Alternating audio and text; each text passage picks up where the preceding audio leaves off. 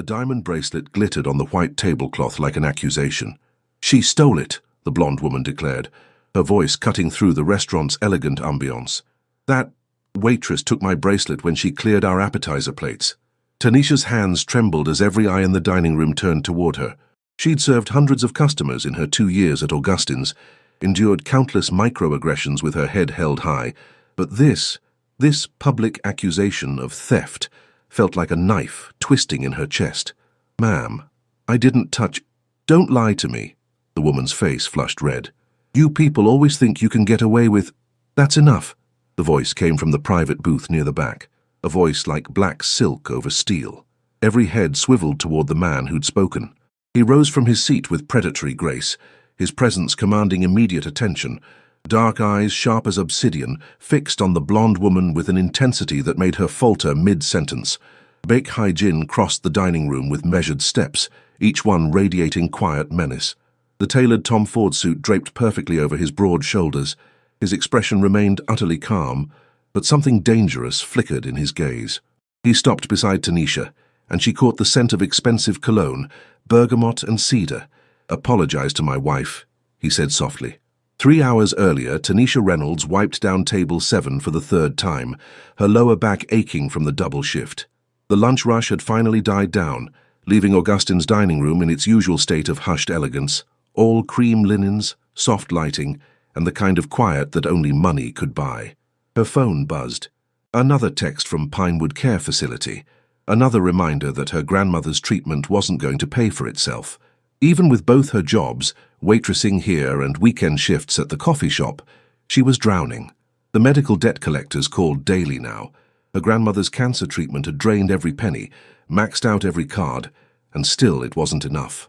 "Table 12 needs water," Marcus, her manager, called out. His tone carried that particular edge that meant he was watching for mistakes. She forced brightness into her expression and grabbed a water pitcher. Table 12 had just been seated, a party of 5 women in designer clothes that probably cost more than Tanisha made in 3 months. "Good afternoon, ladies," Tanisha said warmly. "Can I start you off with something from the bar?" The blonde at the head of the table barely glanced at her. "Champagne. The Cristal. $400 per bottle." Tanisha kept her smile steady. "Excellent choice." As she turned to leave, she caught a fragment of their conversation. "Can't believe they let just anyone work here anymore. The standards have really dropped." The words stung, but Tanisha kept walking. She'd heard worse. Her phone buzzed again. Final notice. "Payment required within 48 hours or account goes to collections." 48 hours. She had maybe $300. The debt was $47,000. The private booth near the back had been occupied when she arrived, some VIP reservation that Marcus had mentioned with unusual nervousness. Now, as Tanisha moved through the dining room, she noticed the man for the first time. He sat alone, but his attention wasn't on his laptop. He was watching the room with the kind of alertness that suggested he missed nothing. Sharp cheekbones, strong jaw, dark eyes that seemed to calculate everything they touched. When those eyes landed on her, Tanisha felt the weight of his gaze like a physical thing. She looked away quickly. The afternoon crawled by. Table 12 grew progressively louder with each glass of champagne. By the time Tanisha brought their desserts, the blonde woman, Mrs. Hampton, was holding court about firing her housekeeper. "These people just don't understand their place anymore," Mrs. Hampton declared. Tanisha set down the dessert plates with mechanical precision. "Excuse me, Mrs." Hampton snapped her fingers. "This creme brulee is cold." Steam still rose from it. "Ma'am, it was just prepared. Are you arguing with me?" The woman's voice rose. "I said it's cold. Take it back." "Of course." Tanisha reached for the plate. "Maybe if you spent less time on your phone and more time doing your job, the service here wouldn't be so subpar." Heat flooded Tanisha's face. She hadn't touched her phone since starting service. "I apologize if you feel—" "The service has been terrible." Mrs. Hampton looked at her friends. "I don't know why Augustine's employs people who clearly can't handle this level of establishment." Tanisha felt her composure cracking, but she needed this job. "I'll speak with the manager. Probably going to check that phone again. These people have no work ethic." Tanisha stopped, turned back. "With all due respect, ma'am, I haven't touched my phone. I've been nothing but professional." "Despite what?" Mrs. Hampton stood. "Are you threatening me? I did no such thing." "Marcus!" Mrs. Hampton's screech brought the manager running. This waitress has been incredibly rude. Marcus's face went pale. Mrs. Hampton, I'm so sorry. Tanisha, my office now. But I didn't... Now, Tanisha. They were halfway across the dining room when Mrs. Hampton's voice rang out again. Wait, she stole something, my bracelet. She must have taken it when she cleared the plates. Tanisha froze. That's not true. Empty your pockets, Marcus demanded. Hands shaking, Tanisha pulled out her order pad, pen, receipt stubs. Her phone. Nothing else. Check her apron, someone suggested. Humiliation burned through her as Marcus untied her apron and shook it out. A few coins clattered to the floor. No bracelet. It has to be here somewhere, Mrs. Hampton insisted. We should call the police, one of the friends said. The word police sent ice through Tanisha's veins. She thought of her grandmother, alone in that facility. Please, Tanisha whispered. I didn't take anything. That's what they all say, Mrs. Hampton sneered. The dining room had gone completely silent. Tanisha had never felt so exposed, so powerless. Then that voice cut through the silence. That's enough. Baek Hae-jin had been watching with growing coldness. He'd seen this before. Casual cruelty disguised as righteousness, privilege weaponized against the powerless. But this woman struck something deeper. Her voice. When she'd spoken, something in the cadence sent recognition jolting through him. He'd heard that voice before. Stay with me. You're going to be okay. 3 years ago, bleeding out in a Brooklyn alley, that voice had been his lifeline. Gentle hands applying pressure to his gunshot wound. The scent of vanilla cutting through blood. He'd never seen her face clearly. Rain, darkness, fading vision. But he remembered her voice. He'd replayed it 1,000 times. And now he was hearing it again. Hae-jin rose and crossed the restaurant, aware of how the atmosphere shifted. People recognized power when they saw it. Up close he could smell vanilla. Recognition hit like a physical blow. It was her. Something fierce and possessive surged through him. Apologize to my wife, he said quietly. The silence was profound. Mrs. Hampton's mouth fell open. Your what? My wife. Hae-jin kept his gaze locked on Mrs. Hampton with cold focus. You've spent 10 minutes humiliating her, making baseless accusations. You will apologize. Now. I don't know who you think you are. Mr. Beck. Marcus had gone pale. Sir, I apologize. You didn't realize what? Hae-jin's tone could freeze fire. That she deserved basic respect. He finally looked at Tanisha. She stared at him with shock and confusion. Smart woman. She knew something was wrong but was calculating whether to go along or call him out. He saw the moment she made her choice. Her chin lifted, and she moved closer to him. How was I supposed to know she was your wife? Mrs. Hampton's face was red. The question is whether this was ignorance or something more deliberate, Hae-jin said coldly. A busboy appeared from under the table. Found it. It fell on the floor, caught in the chair leg. Mrs. Hampton's face cycled through shades of red and white. Oh, well, you didn't mean to falsely accuse my wife of theft. Hae-jin's voice dropped dangerously. Apologize. It was a command. Mrs. Hampton swallowed. I apologize for the misunderstanding. Not good enough. Hae-jin stepped forward. Try again. I'm sorry, okay? I made a mistake. I apologize. Tanisha nodded once. Apology accepted. Excellent. Hae-jin pulled out his wallet, handed a black card to Marcus. My wife and I will be leaving. Charge the bill with a $20,000 gratuity for your staff. Mrs. Hampton's table pays double for the disturbance. You can't make me... Mrs. Hampton started. Hae-jin looked at her directly. Whatever she saw made her voice die. I absolutely can. Would you prefer I have my lawyers explain defamation, harassment, false police reports? Mrs. Hampton grabbed her purse and fled with her friends. Hae-jin placed a hand on Tanisha's lower back. Come. We're leaving. They made it to the sidewalk before she wrenched away, spinning to face him. What the hell was that? She demanded. Who are you? My name is Baek Hae-jin. I claimed you as my wife because it was the fastest way to stop what they were doing. I didn't ask for your help. No, you were too busy being accused of theft and about to lose your job. Some fire drained from her. Yeah, thanks, I guess. But you can't just tell people we're married. It solved your problem. It created a dozen new ones. What am I supposed to tell people now? Only if we let it, she stared. Someone probably filmed it. This will be all over social media. Let it spread. You're crazy. She started walking away. Thank you, but I need to deal with this mess. Hae-jin caught her arm gently. Wait, You're in more trouble than you realize. What are you talking about? Mrs. Hampton is connected to the Moretti crime family. Her husband handles investments for them. You just humiliated his wife. You think they'll let that go? Color drained from Tanisha's face. Oh God, which is why you need my protection, and why the story of you being my wife is necessary. This can't be happening. The question is what you're going to do about it. She looked up at him. Why would you help me? You don't know me, don't I? Confusion flickered across her face. Come with me, Heijin said. Let me explain somewhere private. Then you decide. How do I know you're not dangerous? He smiled slightly. You don't. But I have a vested interest in keeping you alive. At least, that's more than the Morettis can say. She laughed, sharp, humorless. This is the weirdest day of my life. Fine. Coffee shop, public. I wouldn't dream of anything else, Heijin said softly. The Starbucks was deliberately public, packed with tourists and professionals. Tanisha had texted her best friend the address with instructions to check on her in 30 minutes.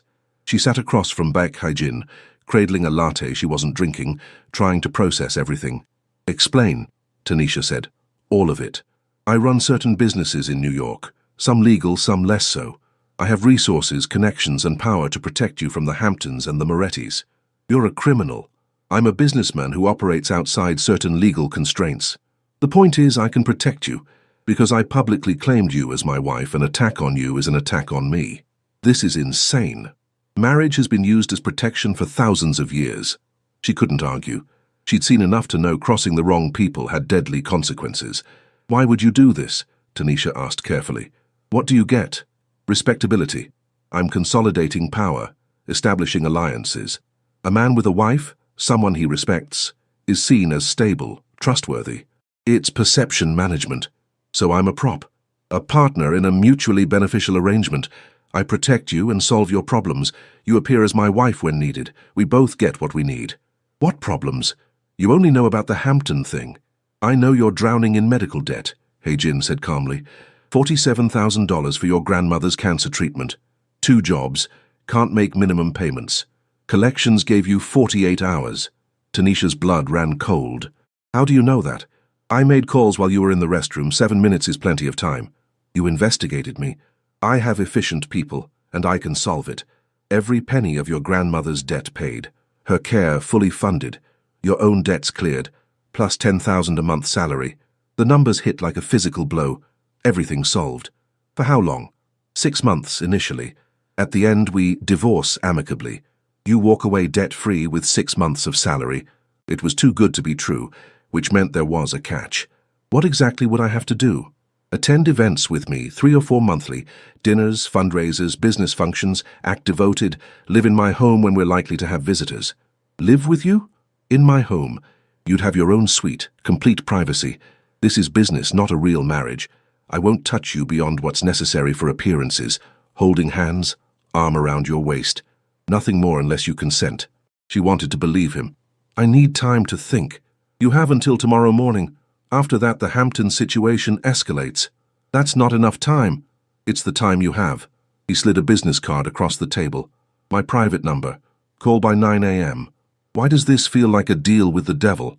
Because you're smart enough to know nothing is truly free, Hae-jin said.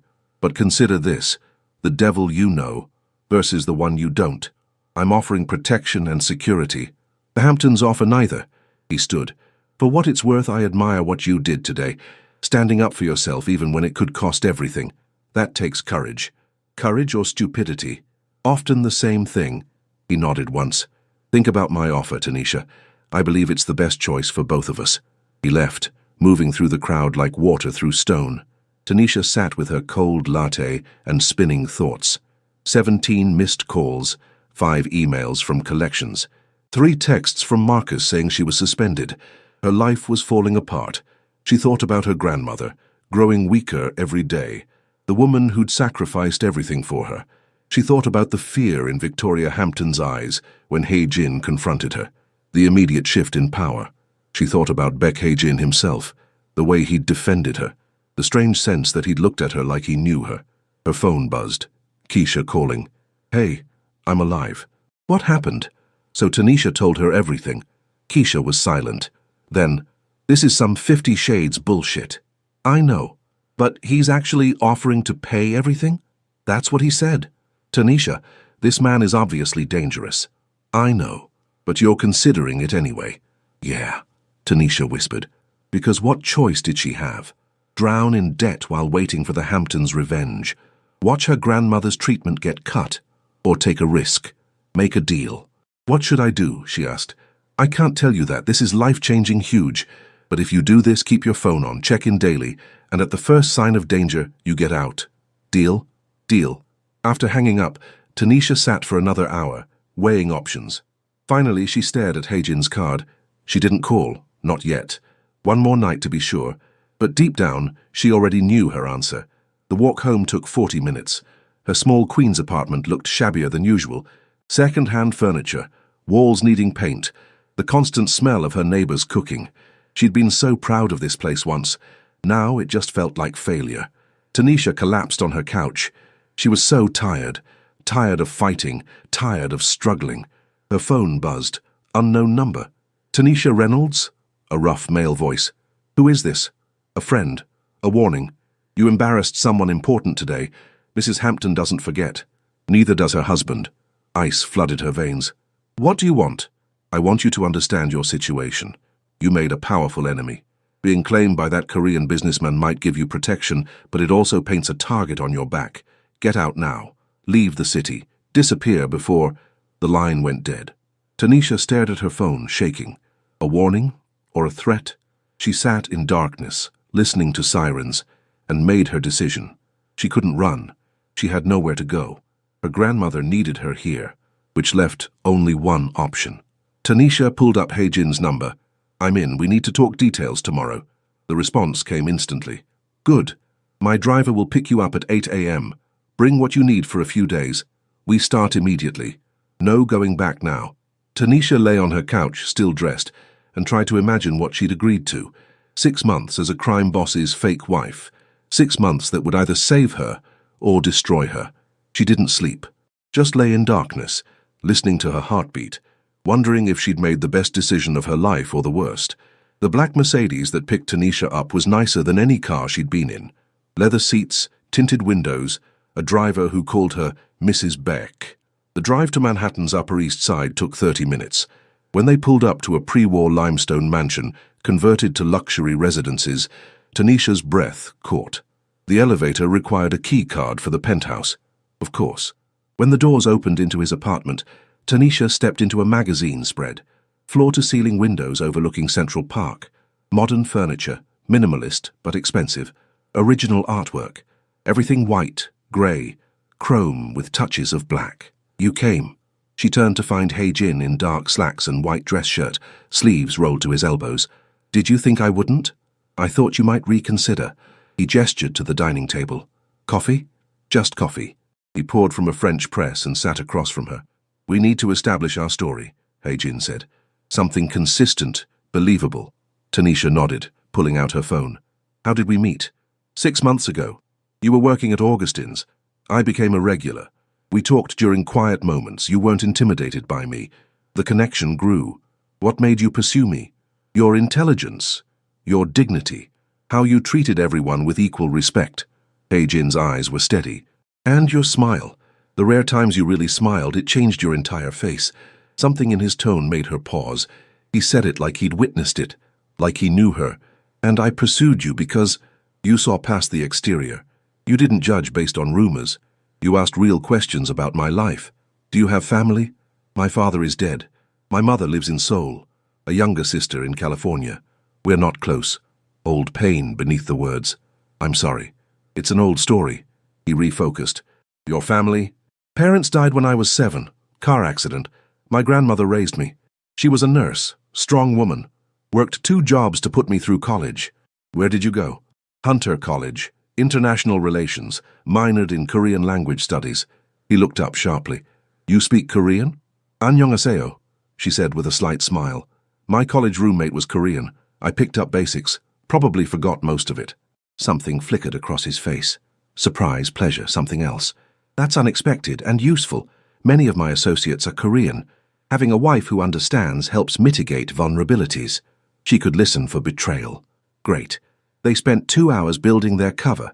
The proposal, sunset on his balcony. The engagement, brief. The wedding, small ceremony at City Hall. By the time they finished, Tanisha's head spun. "We should practice," Heijin said. "Practice what?" "Being comfortable. Couples have ease. The way they stand, touch, finish sentences. We need to develop that quickly." He stood and held out his hand. "Come here." Tanisha hesitated, then took his hand. He pulled her closer, not quite into his personal space, but close enough that she had to tilt her head back. "Too stiff," he observed. "You look like I'm about to execute you. This is weird." "It's necessary." His hand settled on her waist. "Couples touch constantly. Casual contact. It needs to look natural." He was right. Standing this close, she became hyper-aware. His cologne, the warmth radiating from him, his dark eyes focused with absolute attention. "Put your hand on my chest," he instructed. She raised her hand, pressed it against his chest, felt his heartbeat, steady, strong. Heat flooded her face. "Good," he said quietly. "Now look at me like you know me, like you trust me. I don't know you, and I definitely don't trust you. Pretend. We're in public. You're nervous, but I'm here.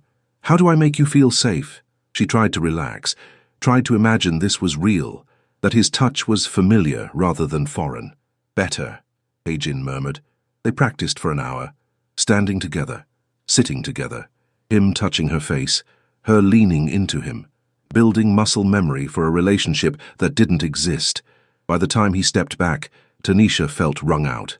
"Your room is down this hall," Heijin said. "My assistant brought your things this morning. You had someone go through my apartment? Would you prefer I left your belongings in a place that's no longer safe? The Hamptons know where you live." He was right, but she hated it. "Tonight we have dinner with business partners. The Kim family from New Jersey, low-stakes introduction. Think you can be charming? I was a waitress for 2 years. Charming on demand is in the job description." "Good. Dinner is at 7. My assistant will bring clothing options at 5. Choose something elegant but not ostentatious. Anything else, dear husband?" The sarcasm came out sharp.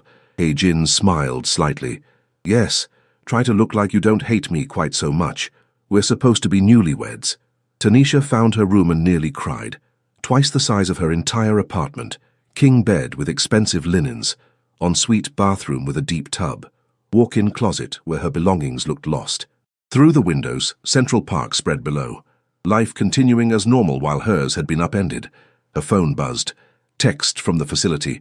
"Ms. Reynolds, we wanted to inform you that all outstanding balances on Mrs. Johnson's account have been paid in full. Additionally, an anonymous benefactor has established a trust to cover all future care." Tanisha's hands shook. He'd done it. Actually done it. She should feel relieved. Instead, she felt trapped, because now she couldn't back out. Heijin had made sure of that. The dinner was surreal. The Kim family owned an upscale Korean BBQ in Palisades Park with a private room. Tanisha wore a navy dress Heijin's assistant selected. Simple but expensive. "You look beautiful," Heijin said when she emerged. "Thank you." His hand found hers as they walked to the car. Warm, strong fingers lacing through hers. It should feel foreign. Instead, it felt safe, which was dangerous. The Kims were gracious. Mr. and Mrs. Kim in their 50s, clearly old money. Their daughter Jennifer was friendly. "It's wonderful to finally meet Heijin's wife," Mrs. Kim said warmly. "He's been so secretive. We were beginning to think he'd never settle down." "I'm a private person," Heijin said smoothly, his hand on Tanisha's knee. "But when I met Tanisha, I knew I wanted to share my life with her." "How did you meet?" Jennifer asked. Tanisha launched into their story, surprised how easily the lies flowed. Heijin added details at perfect moments, their narrative weaving seamlessly. The dinner progressed through multiple courses. Bulgogi, galbi, japchae, banchan covering the table. Tanisha genuinely enjoyed the food and company. Mr. Kim told stories about young Heijin. He never smiled as a boy, always watching, thinking. His father wanted him strong, to never show weakness. Father was traditional, Heijin said carefully. Traditional is one word. Harsh would be another.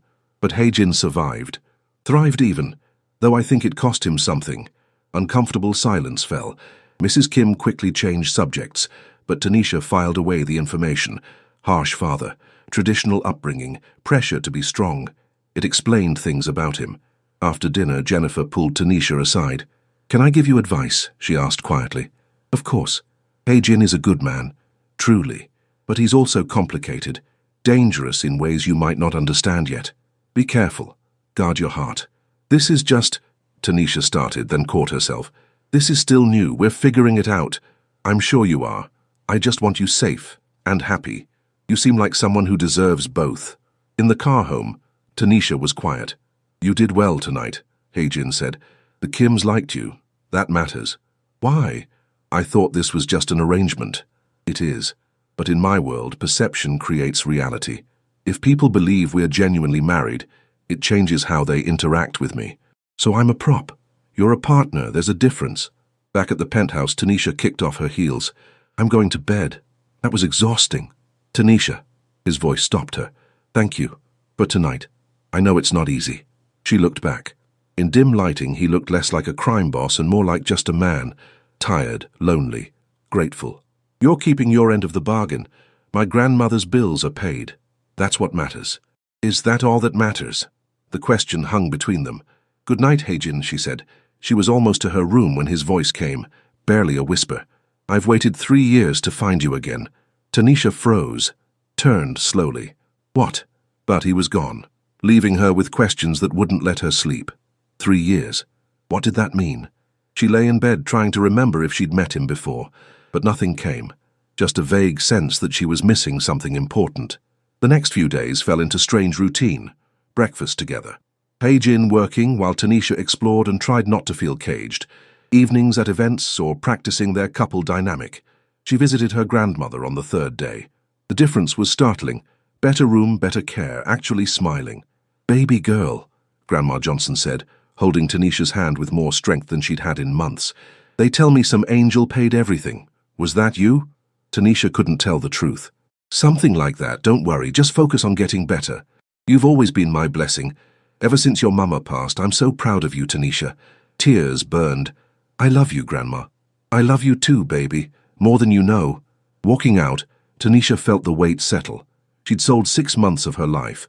Would do it again without hesitation. But that didn't make it easier. That night, another charity event. Fundraiser at the Natural History Museum. More wealthy people, careful conversations, pretending. But something was different. Hei-jin stayed closer than usual. His hand never left her, waist, back, fingers laced through hers. When other men talked to her, his expression darkened in a way that seemed less like acting and more like genuine possessiveness. You okay? She asked quietly. Fine. His jaw was tight. You don't look fine. That man was staring at you, like you were something to be acquired. So, people stare. It means he doesn't understand that you're mine. The word sent a shiver through her. Mine, said with such conviction. I'm not really yours. This is pretend, remember? Something flashed in his eyes. Is it? Before she could respond, someone bumped into her hard. Hei-jin caught her instantly, pulling her against him. Watch it, he snapped. The man turned, and Tanisha's blood ran cold. She knew him, knew those cold eyes, that cruel smile. It was one of the men from the alley 3 years ago, the night of the attack she'd witnessed, the night she'd found someone bleeding and called 911.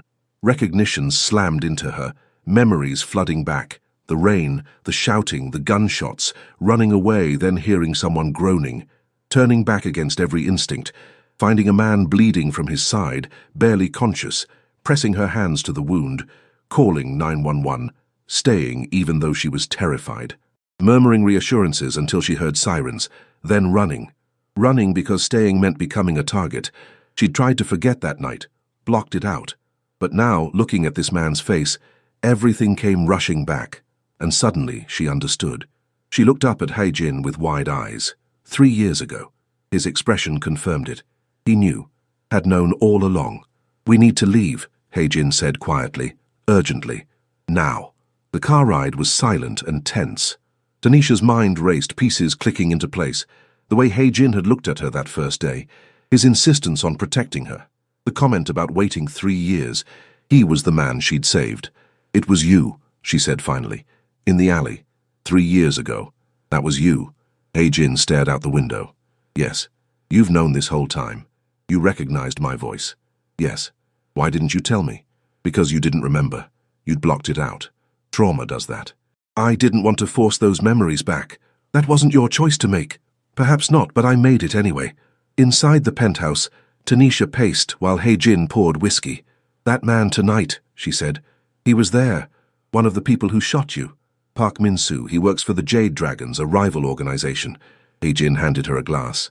"He recognized you too, which means we have a problem." "What kind?" "The kind where your existence becomes leverage against me. The Jade Dragons have been looking for weaknesses for years. Tonight, Min-soo realized you're that weakness. Because you care about me. Because I owe you my life. And because anyone watching can see I'm protective of you." "Protective? Is that what we're calling it?" "What would you call it?" "I don't know. I don't know anything anymore. This was supposed to be simple." "No," Hei-jin agreed quietly. "It's not. Why didn't you just tell me from the beginning? Would you have believed me? Would you have come if I'd said, 'I've been searching for you for 3 years because you saved my life, and I've been obsessed with finding you'?" The raw honesty stopped her. "Obsessed? I couldn't get you out of my head. Your voice, your kindness to a bleeding stranger, the way you stayed even though you were terrified. Most people would have walked away. You didn't. I did walk away. I ran. After making sure I'd survive. After holding pressure on my wound for 10 minutes. After talking to me, keeping me conscious." He moved closer. "Do you remember what you said?" She shook her head. "You said, 'Stay with me. You're going to be okay. Just stay with me.'" His voice softened. "Those words became my anchor. For 3 years, your voice, and I needed to find you, to thank you, to see if you were real or if I'd imagined someone that good, that brave." Tanisha's throat tightened. "I'm not those things. I was just scared and reacting. You were all of those things. You still are." His hand came up slowly. When she didn't pull away, he cupped her face. "And I've been falling for you since that night in the rain." "You don't know me," she whispered, but her heart raced. "I've been learning you. Every conversation, every moment. The way you bite your lip when nervous. How you stand straighter when scared, like daring the world to knock you down. Your fierce love for your grandmother. Your pride even when you have nothing but your own survival. Hei-jin, I know this complicates everything, but I can't keep pretending I don't feel this, that you're just a business partner, that this is all fake. It has to be fake, because if it's real, then I'm in danger. That man tonight will be handled. He won't touch you. No one will. You can't promise that. Watch me." The intensity made her shiver. This wasn't empty promises. This was someone who would burn the world to keep her safe, and that terrified her more than any threat. "I need time," Tanisha said, pulling back, "to process this, to figure out what's real."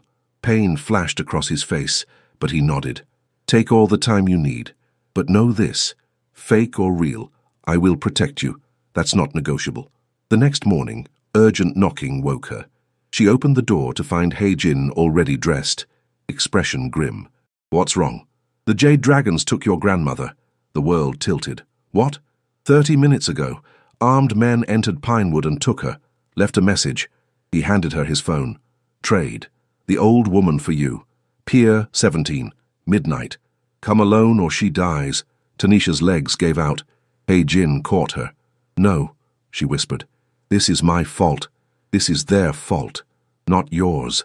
We have to give them what they want. Absolutely not. She'll die." "She won't." His hands gripped her shoulders. "Listen, I have 30 people working on this. We're tracking everything. We will find her." "You can't know that.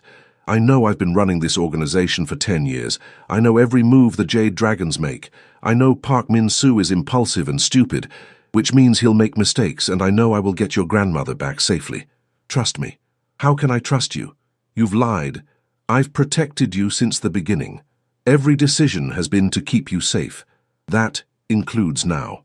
Her phone rang. Unknown number. Hei-jin nodded. She answered on speaker. "Ms. Reynolds." Cold, amused male voice. "I believe we have something of yours. Please don't hurt her. That depends on you. Midnight. Pier 17. Come alone. You try anything clever. Involve your husband and the old woman dies slowly. I'll come. I'll do whatever you want. Smart girl, don't be late." The line went dead. Tanisha looked at Hei-jin, tears streaming. "I have to go. Not like this." "Then how? How do we save her?" "By being smarter than they are." He pulled her to her feet, wiping her tears gently. "Get dressed. We have work to do." The next 12 hours were the longest of Tanisha's life. Hei-jin's penthouse transformed into a command center. Men in suits, speaking rapid Korean, maps spread across tables, laptops showing traffic cameras, building layouts, satellite imagery. Tanisha sat in the middle, feeling useless and terrified. "We found her," one of Hae-jin's men finally said. "Warehouse in Red Hook. 3 guards outside, unknown number inside." "Can we get her out without them knowing?" Hae-jin asked. "Maybe. Risky?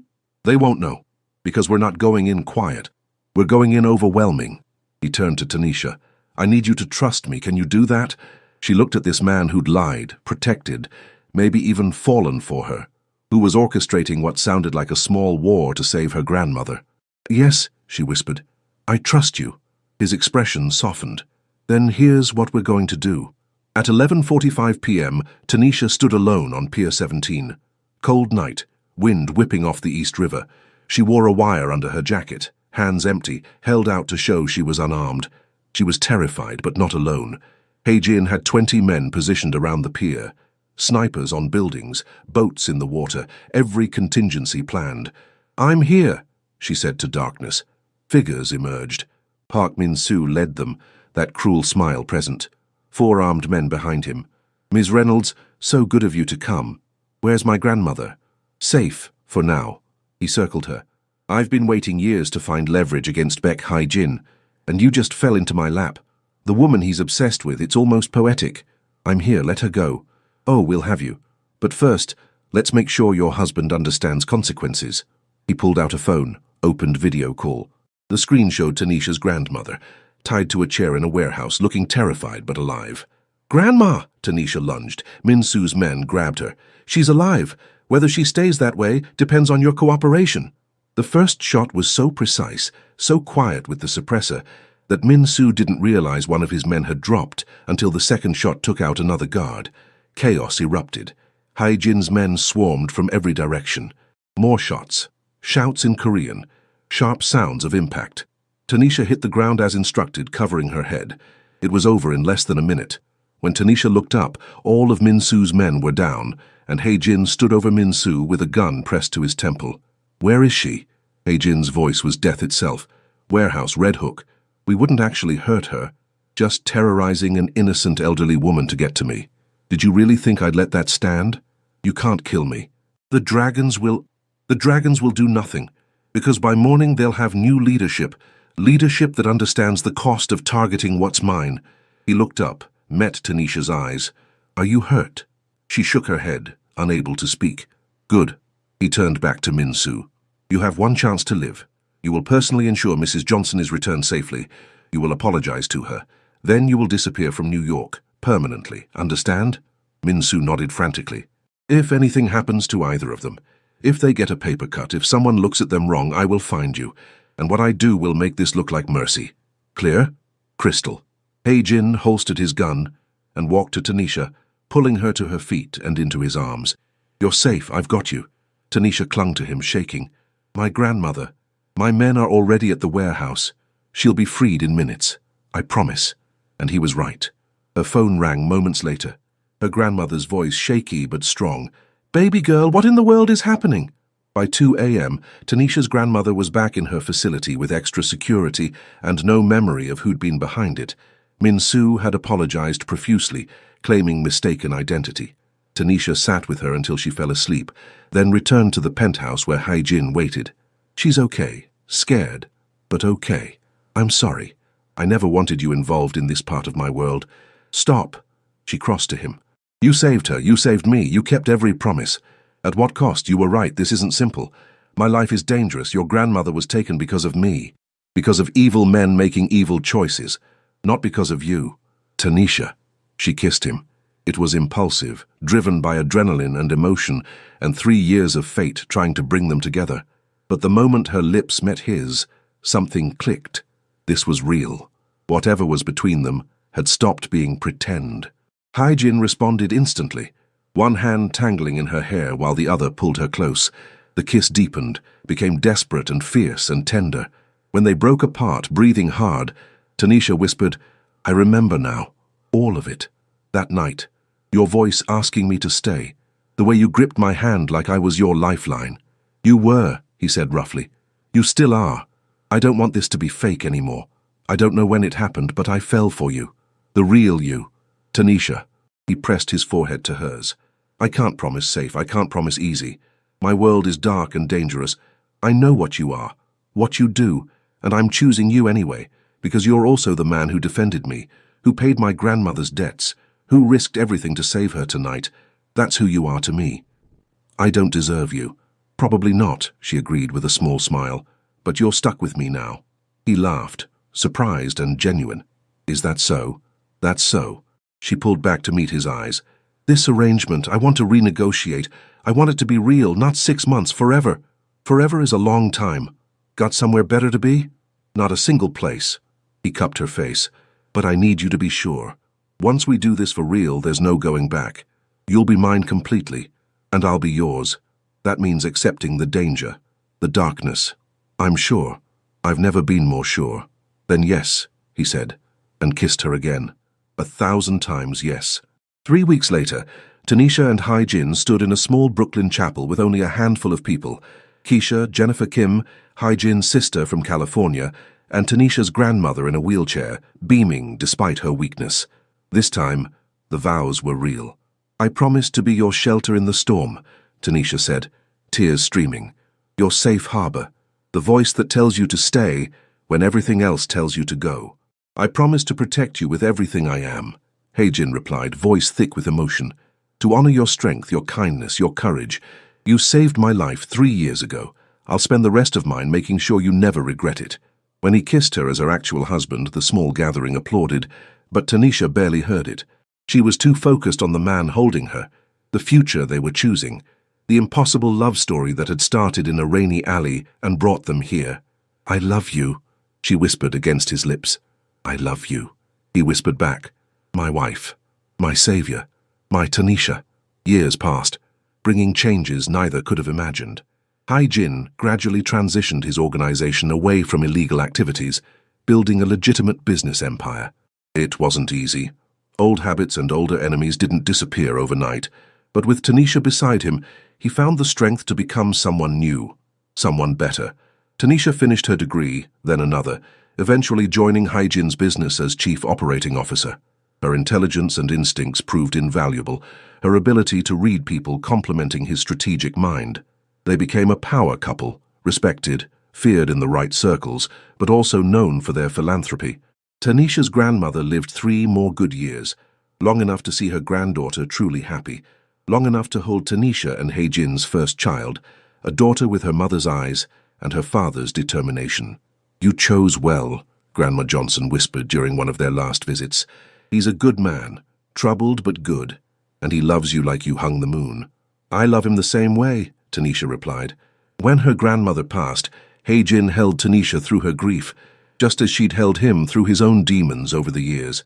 They had built something real from fake beginnings, a partnership forged in crisis, but strengthened by choice. On their 5th anniversary, they returned to Pier 17. Do you ever regret it? Tanisha asked, standing at the rail looking over the water. That day in the restaurant, claiming me on a whim. It wasn't a whim, Hai-Jin said, wrapping his arms around her from behind. It was fate finally catching up to us. And no, I've never regretted a single moment, not even when I'm stubborn. Especially then. She could hear the smile in his voice. Your stubbornness saved my life, remember? In more ways than one. Tanisha turned in his arms. Thank you. For what? For seeing me that day. For defending me. For making a crazy claim that changed both our lives. She smiled. For being mine. Always, Hai-Jin promised, kissing her forehead. In every lifetime I would choose you. I would find you, and I would make you mine. Possessive until the end. You love it. I do, she admitted. I really, really do. As they stood there, the New York skyline glittering behind them and the future stretching ahead, Tanisha thought about that scared waitress who'd been falsely accused and publicly humiliated. Who'd thought her life was ending when it was actually about to begin. Sometimes the worst days led to the best years.